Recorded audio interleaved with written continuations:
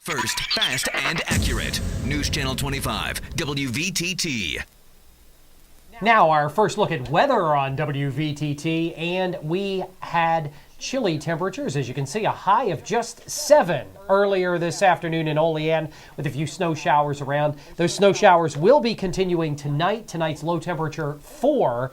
That's not a typo, 4 degrees for a low. And tomorrow under snow showers, a high of just 13 degrees. So a true warming trend, Alexa, as we go from 7 today to 13 for a high tomorrow. Yeah, not that much warmer, but we are seeing a lot of blowing snow, which is creating a lot of whiteout conditions for drivers, especially at night when you get that kind of, Star Trek kind of deal happening. Yeah. Absolutely. So be careful if you're driving around the Twin Tiers for that blowing snow. Yeah, good point to watch out for that as well. We'll have full weather details straight ahead here on WVTT. Global news update on WVTT. Venezuela's foreign minister is tweeting that he shared, quote, jokes and laughs with President Hugo Chavez Monday in Havana. Chavez is recovering in Cuba from cancer surgery. And as CNN's Patrick Oppman reports from Havana, Cuba is pulling out all the stops for the Venezuelan dictator. Followers of the Afro-Caribbean religion Santeria light candles and beat drums to scare away death. The guest of honor, Hugo Chavez, was too sick to attend, but Venezuelan diplomats and military officers were sent in his place. Chavez came to Cuba in December to receive treatment for his third bout with cancer. Como sabemos que tenemos un hermano. Since we know we have a brother who is in the situation he is in, who is each day recuperating, this Santeria priest says, we are going to give him all the spiritual energy we can. And it's not just the Santeros who are praying for the Venezuelan leader. Even though Chavez has clashed with the Catholic Church back home, in Havana, a special mass was held for his speedy recovery. Venezuela's ambassador to Cuba says he is overwhelmed by the support being showered on Chavez here.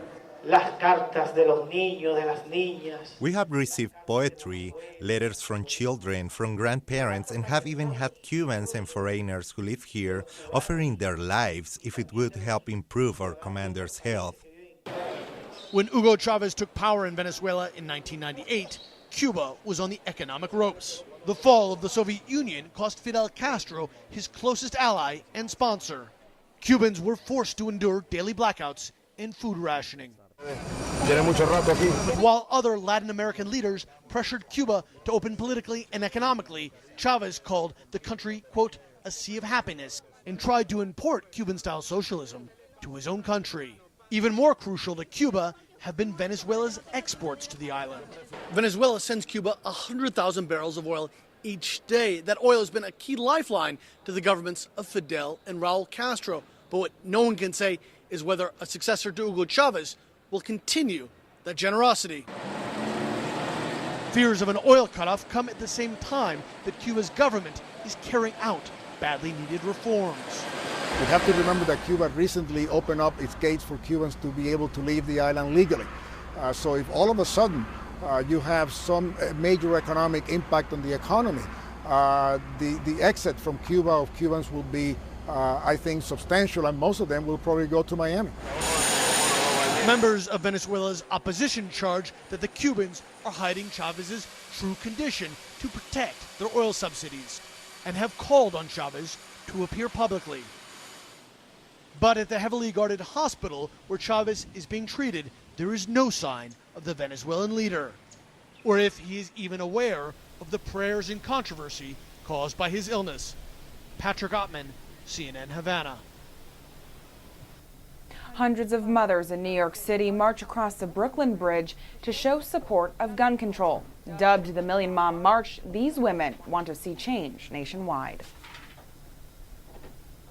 At this Million Mom March for gun control, hundreds of Brooklynites, young and old, came together with a dream of their own, this Martin Luther King holiday. And he'd be here today if he was still alive. A dream for a nation free from gun violence. We think coming out today on this day, which is in honor of Martin Luther King's birthday, that we can look to his message of peace and nonviolence and make a better country for our children. Parents marching say they still have the Sandy Hook massacre fresh on their minds, but they also recognize that Brooklyn is no stranger to gun violence. 149 people were murdered here last year, and police say the vast majority were killed with guns. Organizers want lawmakers to ban assault weapons and magazines of more than 10 rounds. They want mandatory background checks on all gun purchases, and they want concealed weapons laws changed in every state. This rally is not the end, it's the beginning.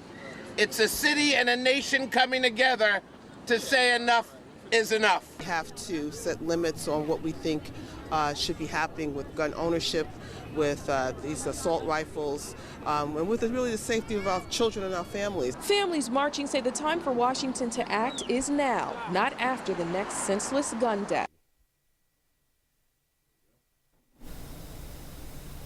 A woman in Utah is out of the hospital after being crushed by a boulder while asleep in her bed. CNN's Amy Ney has our story.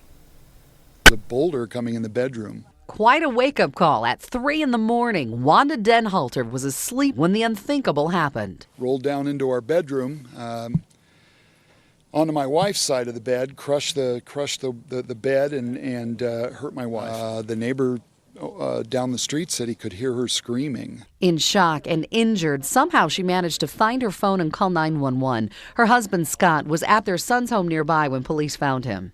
Well, the officer told me that she'd been in an accident, and she recently bought a car, and that's what I thought had happened, is that she, an unfamiliar vehicle, and she'd had a smash up or something. But that wasn't the case. It took me a while to kind of get my arms around it. Wanda suffered a broken jaw, cracked sternum, and a large gash, but she's lucky this wasn't worse.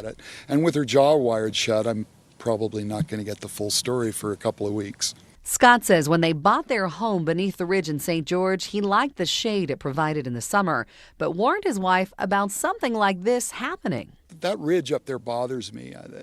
You could have a big boulder snap and come down, go right through the house. She said that would never happen. A case of I told you so? No, it's just going to be that she needs to, listen to the prophetic musings of her husband. Stocks close up. Let's take a look at the big board numbers. The WVTT Wall Street Wrap-Up is sponsored by News Radio 96.7 WVTT. Closing numbers, Dow up 62 points, closing at 13,712. The NASDAQ up almost 8.5, closing at 3143. And the S&P up 6.5, closing at 1492.49. Still to come on Twin Tiers Evening News, a look at WVTT Sports. Our community calendar is on the way. And also meteorologist Rod Tanner with the WVTT Severe Weather Action Team forecast. It's next here on News Channel 25 WVTT.